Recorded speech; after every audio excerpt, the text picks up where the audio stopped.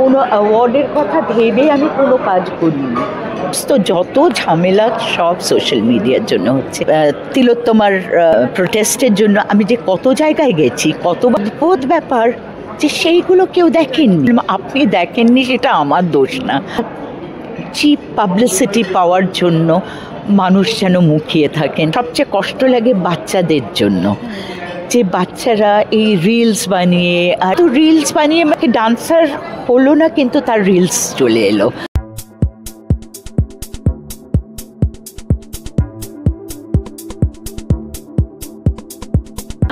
দিদি, তোমার নৃত্য, তোমার অভিনয়ের মাধ্যমে এত বছর ধরে যুক্ত রয়েছে এবং আর কিছুদিন আগেই তুমি পদ্মশ্রী সম্মানিত হয়েছে, অনুভূতিটা কেমন আছে? এটা না মানে কি বলবো, আমি কোনো দিন আশা করিনি। আমি শুনি সবাই পদ্মশ্রী পান, কিন্তু আমি কোনো দিন আশাও করিনি, কোনো দিন ভাবিনি, এবং আমি কোনো দিন মানে কোনো অ্যাওয়ার্ডের কথা ভেবে আমি কোনো কাজ করিনি। আমি আমার নিজের কাজ করে গেছি, এবং এই অ্যাওয়ার্ডগুলো যখন আসে, আজকে সঙ্গীত নাটক একাডেমির অ্যাওয়ার্ড এসছে যখন আমার কাছে, আজকে যখন এই এত বড় অ্যাওয়ার্ড পদ্মশ্রী যখন পেলাম, আমার এটা তখন মনে হয় কি ভগবান তো আর নিচে এসে আশীর্বাদ করতে পারবেন না, এগুলো ভগবানের আশীর্বাদ। এত বড় বড় এক একটা রেকগনিশন পাওয়া, আর আমার সবসময় মনে হয় কি এগুলো আমি করছি না, এগুলো আমি কিচ্ছু করিনি, আমি জাস্ট সিনসিয়ারলি আমার কাজটা করে যাই, কিন্তু এটা অন্য কেউ আমার ভেতরে করান, আমাকে দিয়ে করান। সুতরাং যিনি করান এটা তার পায়ে যাচ্ছে, আমার সত্য সাই বাবা। দিদি, এখন যারা সবে ঢুকছে এখানে, যারা তোমাকে আইডল মনে করছে, তাদের উদ্দেশ্যে তুমি কিছু একটা অ্যাডভাইস যদি দাও। হ্যাঁ, অ্যাডভাইস শুধু বলবো ধৈর্য রাখতে। সবাইকে বলবো ধৈর্য রাখো,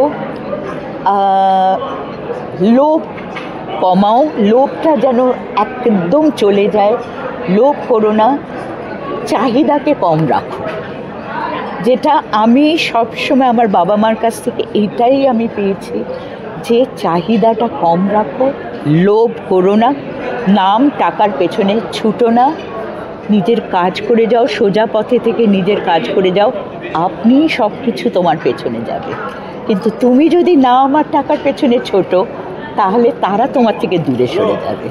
ধৈর্য তো দিদি কমে যাচ্ছে, এখন সবাই সোশ্যাল মিডিয়া একদম, এবং এই সোশ্যাল মিডিয়ার জন্যেই আমাদের সমস্ত যত ঝামেলা সব সোশ্যাল মিডিয়ার জন্য হচ্ছে। কারণ মানে কি, প্রথমত মানুষের ধৈর্য কমে যাচ্ছে, আমরা অর্ধেক কথা আমরা না বুঝে বা না শুনে, নিজের কানে না দেখে বা না, মানে কি আমাকে কতজন, আমি যে কতগুলো এই অভয়ার এতে মানে তিলোত্তমার প্রোটেস্টের জন্য আমি যে কত জায়গায় গেছি, কতবার রাস্তায় হেঁটেছি, কিন্তু কি অদ্ভুত ব্যাপার যে সেইগুলো কেউ দেখেননি। মানে কি বলবো, এগুলো মানে কি, যখন আমি অন্য কিছু নিয়ে কথা বলতে গেছি তখন বলছে যে আপনাকে তো তিলোত্তমার সময় কোনো প্রোটেস্ট করতে দেখলাম না। আমি আপনি দেখেননি সেটা আমার দোষ না, আমি কিন্তু প্রোটেস্ট করেছি, আমি সবসময় করছি, এখনও করছি, কিন্তু আপনারা দেখেননি সেটা আপনারা দেখেননি, আমি আমার দোষ না, আমি কিন্তু গেছি, আমি প্রোটেস্ট করেছি। তো প্রত্যেকটা জিনিসে সবার আমাদের প্রত্যেকের বক্তব্য অনেক বেড়ে গেছে, এবং একটা প্ল্যাটফর্ম যেখানে বলতে কারুর কোনো কিছু বলতে লাগাম লাগে না, মানে যা ইচ্ছে আমি বলতে পারি।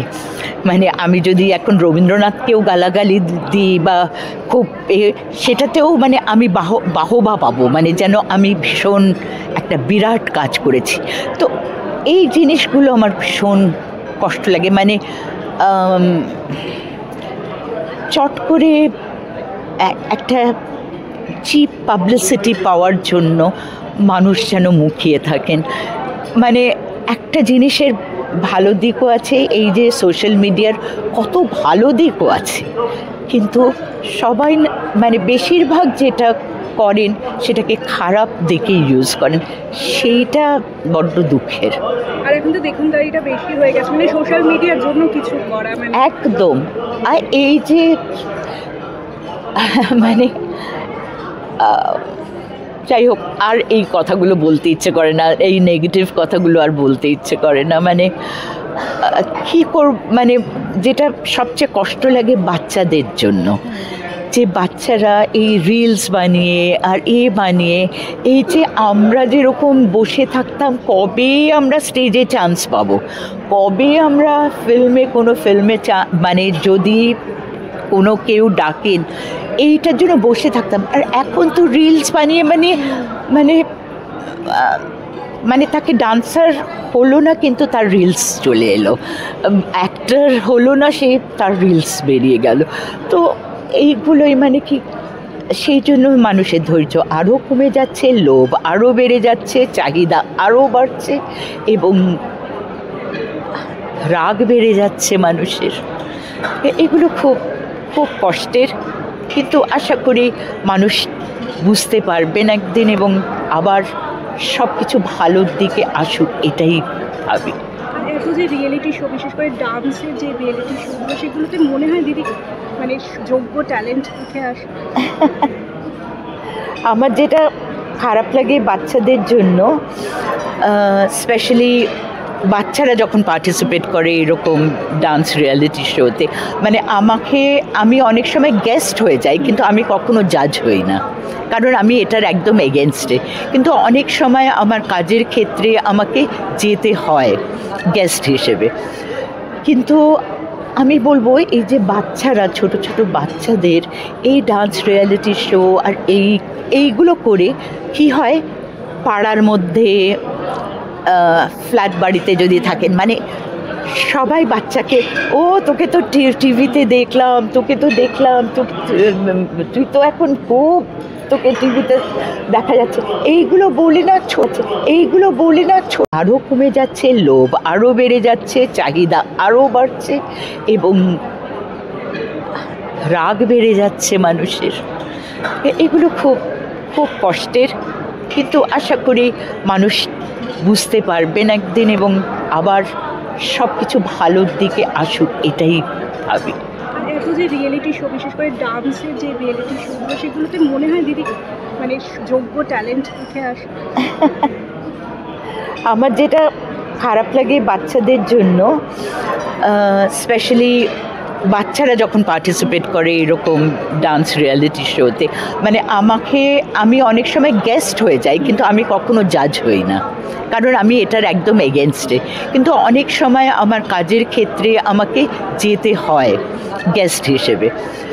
কিন্তু আমি বলবো এই যে বাচ্চারা, ছোট ছোট বাচ্চাদের এই ডান্স রিয়ালিটি শো আর এইগুলো করে কি হয়, পাড়ার মধ্যে ফ্ল্যাট বাড়িতে যদি থাকেন, মানে সবাই বাচ্চাকে, ও তোকে তো টিভিতে দেখলাম, তুই তো এখন খুব, তোকে টিভিতে দেখা যাচ্ছে, এইগুলো বলি না, ছোট ছোট ইনোসেন্ট মাইন্ডগুলো সমস্ত কী বলবো, মানে ওরা এখনই ধরে নিচ্ছে যে ওরা বিরাট কেউ হয়ে গেছে। এবার তারপরে গিয়ে যখন কোথাও পৌঁছতে না পারলে, তখন ওদের যে মানে একটা হয় যে ফ্রাস্ট্রেশনে চলে যাচ্ছে। এই যে এখন বাচ্চাদের শুনি যে ডিপ্রেশনে চলে গেছে। বাচ্চাদের ডিপ্রেশন কি? ডিপ্রেশনের কারণ তো এইগুলোই হচ্ছে, এইগুলোই ডিপ্রেশনের কারণ বাড়িয়ে দিচ্ছে। সুতরাং এইগুলো খুব কষ্টের, এইগুলো আমার ভীষণ মানে, রিয়ালিটি শোতে যে নাচগুলো দেখায়, অথচ কি ট্যালেন্টেড প্রত্যেকে। জিমন্যাস্টিকটাই একটু নাচ নেই, সেটাতে নাচ থাকে না, জিমন্যাস্টিক্স বেশি থাকে। এবং সেইখানে যে আমি নাচ দেখলে নাচ দেখব, আমি জিমন্যাস্টিক্স দেখতে গেলে আমি সার্কাসে যাব বা অন্য কোনো প্ল্যাটফর্মে গিয়ে আমি সেখানে দেখব। কিন্তু এখন এটা সব কিছু এক হয়ে গেছে। এটাও খুব দুঃখের। এবং আমি এই বাচ্চাদের কথা বলবো যে এই বাচ্চারা যে কি ট্যালেন্টেড মানে ভাবা যায় না। এরা যদি প্রপারলি চ্যানেলাইজড হয়, যদি ঠিক পথে এদেরকে নিয়ে যাওয়া যায়, এরা যে কি সাংঘাতিক ভালো হতে পারে মানে ভাবা যায় না।